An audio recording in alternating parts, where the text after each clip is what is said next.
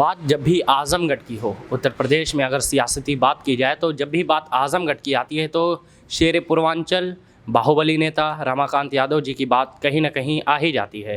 कहीं ना कहीं कहें या हर जगह कहें, ये एक बात है, आ ही जाती है। सियासत की बात जब भी हो, वैसे तो आप फील्ड में भी एक्टिव होते हैं, लेकिन आपको सियासत में अक्सर देखा जाता है।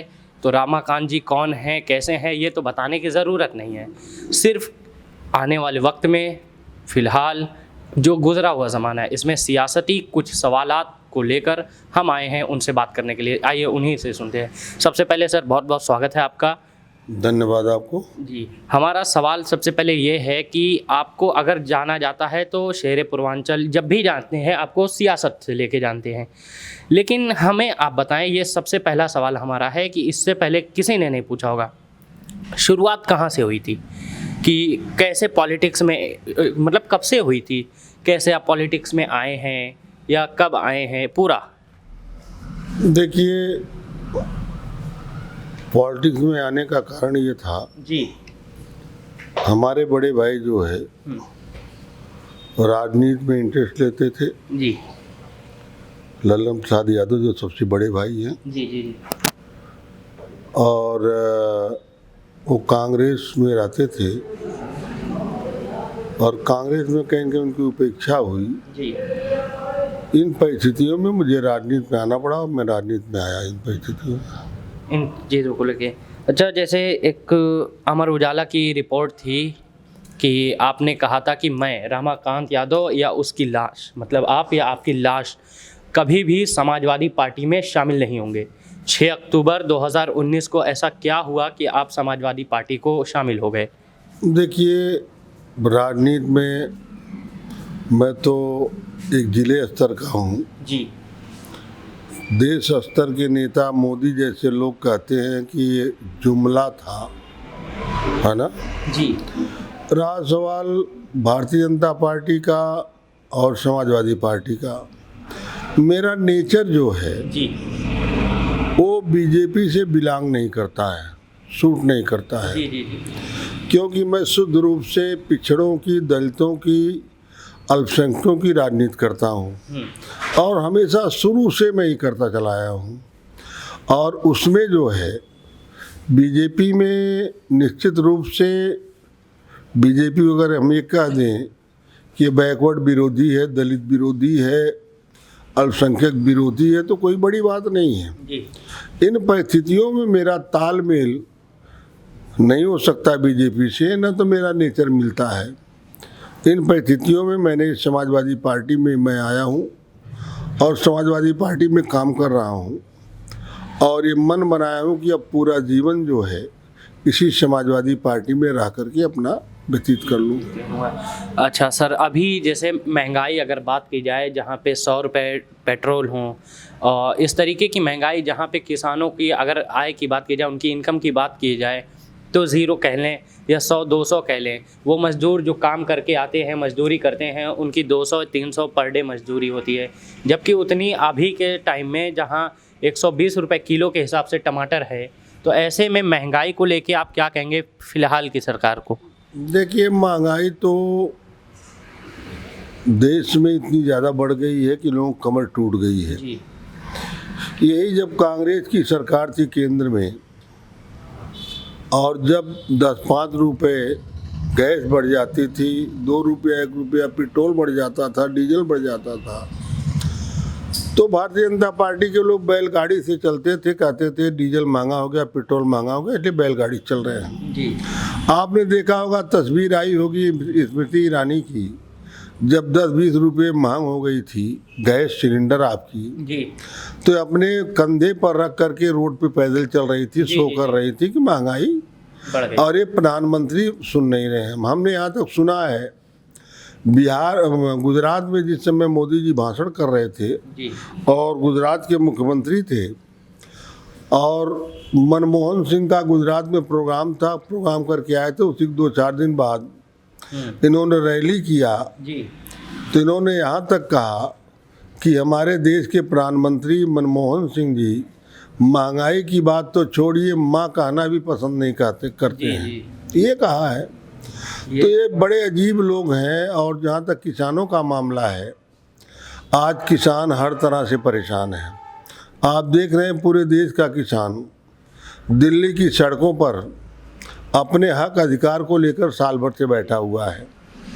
और जो इन्होंने कहा था कि हम किसानों की उपज को दूना कर देंगे, आज पूरे प्रदेश में, उत्तर प्रदेश के अंदर आज धान बनिया वर्ग के लोग 1200, 1300, 1100 में खरीद रहे हैं, जबकि सरकारी रेट है 1980 रुपया कितना है। तो इस तरीके से बजाय दो गुना होने के आधा भी दाम नहीं मिल रहा है।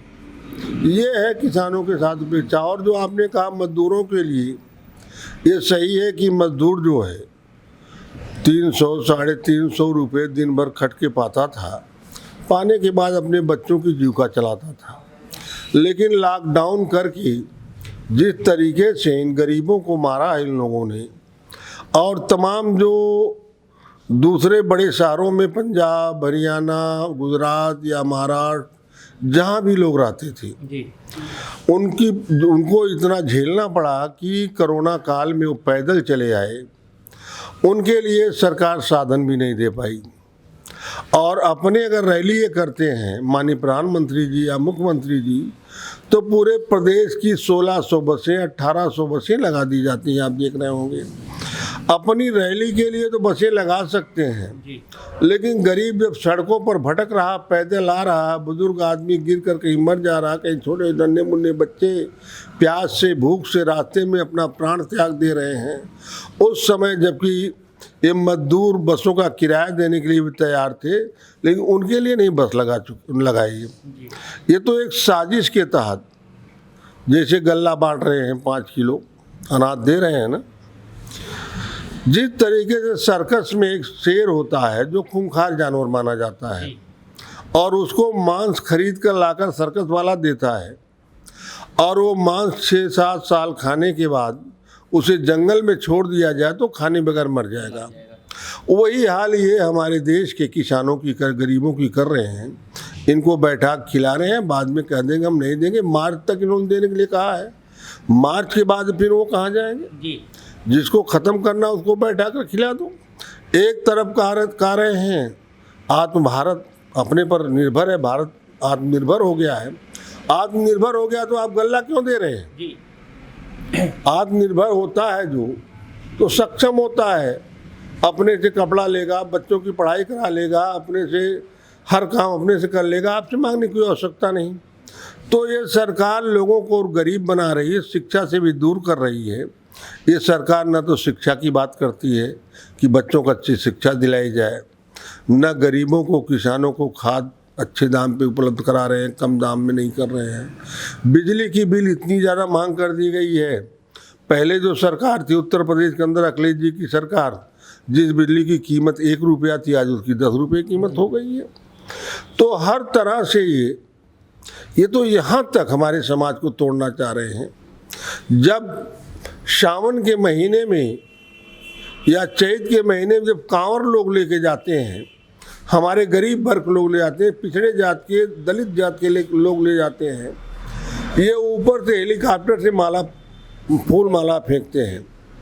लेकिन अगर ये वहीं पर इनको अच्छी शिक्षा देने की व्यवस्था करें, फूल माला न फेंक करके अच्छी शिक्षा की व्यवस्था करें, और ये ऐलान कर दें कि जो लड़का टॉप करेगा, जो 80, 85, 90% से ज़्यादा नंबर लाएगा, उसको हम हेलीकॉप्टर से घुमाएंगे, उसको पुरस्कृत करेंगे, तो गरीब का बेटा आगे बढ़ेगा।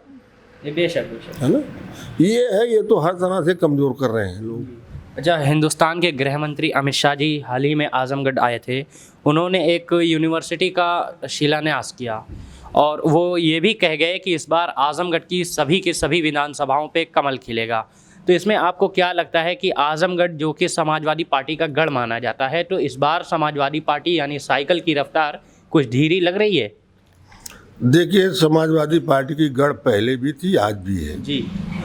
और आज इस स्थिति में खड़ी है समाजवादी पार्टी कि 2022 में 10 की 10 सीट समाजवादी पार्टी के खाते में जाएगी और बहुत बम्पर वोटों से जाएगी।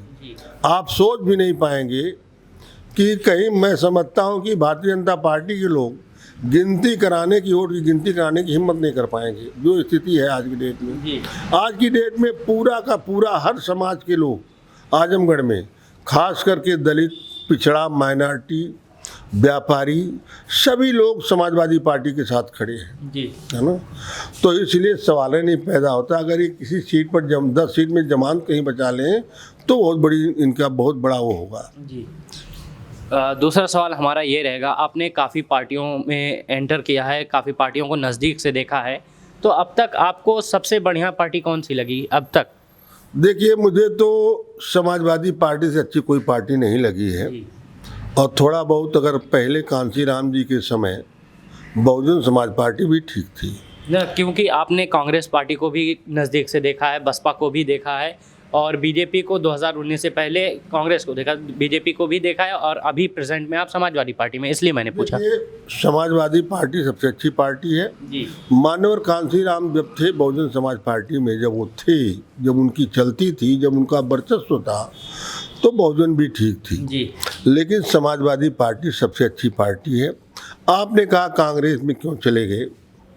देखिए, आजमगढ़ से हमारे राष्ट्रीय अध्यक्ष माननीय अखिलेश जी लड़ने आए चुनाव पार्लियामेंट का। इन परिस्थितियों में हम लोग ये मानते हैं कि राष्ट्रीय अध्यक्ष माननीय अखिलेश जी हमारे पिछड़ों, दलितों और अल्पसंख्यकों के लिए उगते हुए सूरज की तरह है। जी। तो उनके खिलाफ लड़ना औचित्य नहीं था। इन परिस्थितियों में मैं जाकर के भदोही से चुनाव लड़ा। जी। तो ऐसे में एक आखिरी सवाल हमारा ये रहा आपसे कि आप अपनी बातों को लेकर अक्सर मीडिया की सुर्खियों में बने रहते हैं, चाहे वो पीएमओ ऑफिस से आपको आया हुआ फ़ोन कि आप स्कूल में चीटिंग कराएं, या आपको कोरोना की बातों को लेके लिया जाता है। अक्सर आप पत्रकारों की सुर्खियों में बने रहते हैं, तो क्या ये आप खुद चाहते हैं कि मैं बना रहूं या इत्तेफाक हो जाता है? देखिए ऐसा है जी। जैसे आपने कहा पीएमओ हाउस से और स्कूल के बारे में, जी। एक फराड व्यक्ति जो अपने को साबित कर रहा था मुझसे फ़ोन पर, जी। जी। उसका भतीजा इम्तहान दे रहा था, नाम तो नहीं बताया उसने, उसको सुविधा, हमने कहा सुविधा हमारे यहाँ नहीं मिलती है। जो बच्चे पढ़े हैं वही अपना जो लिखेंगे उसी से पास होना है, पास होंगे, फेल होना होगा, फेल होंगे। जी। उसने तड़ से कहा ये कि मैं स्कूल की मान्यता समाप्त कर दूंगा, पीएमओ ऑफिस में काम करता हूँ। तो मैंने उसको जवाब दिया है, चाहे जो भी जवाब दिया उस समय मैंने जवाब दिया था उसका। तो वहीं दूसरा सवाल कि आप इन जैसे सुर्खियों में बने रहते हैं, या ये इत्तेफाक हो जाता है, या आप खुद चाहते हैं कि हम सुर्खियों में बने रहें? देखिए ऐसी बात है, जी। समय के अनुसार जी। जो हमारे समझ में आता है कि ये गलत है, ये सही है, उसी हिसाब से मैं गलत सही अपना निर्णय लेके जो बयान देना होता देता हूँ। बने रहने के लिए नहीं, ना कोई औचित्य तरीके जो औचक होता है। जब देखते हैं कि यहाँ ये हो रहा है, ये गलत हो रहा है, ये सही हो रहा है, तो बयान देना हम लोग जिम्मेदारी बनती है। जी। चलिए, बहुत बहुत धन्यवाद आप सभी का हमारे साथ जुड़ने के लिए, और सर बहुत बहुत धन्यवाद आपका खुद कि आपने अपना समय निकाल के हमें दिया। ये हम थे बाहुबली नेता रामाकांत यादव जी के साथ, और द इंटरव्यू में आपका बहुत बहुत शुक्रिया। देखते रहिए जिया न्यूज़। अगर वीडियो अच्छी लगी तो सब्सक्राइब करें जिया न्यूज़ और बेल आइकॉन दबाना ना भूले। अगर आप हमारी वीडियो फेसबुक पर देख रहे हैं तो तुरंत लाइक करें हमारे फेसबुक पेज को।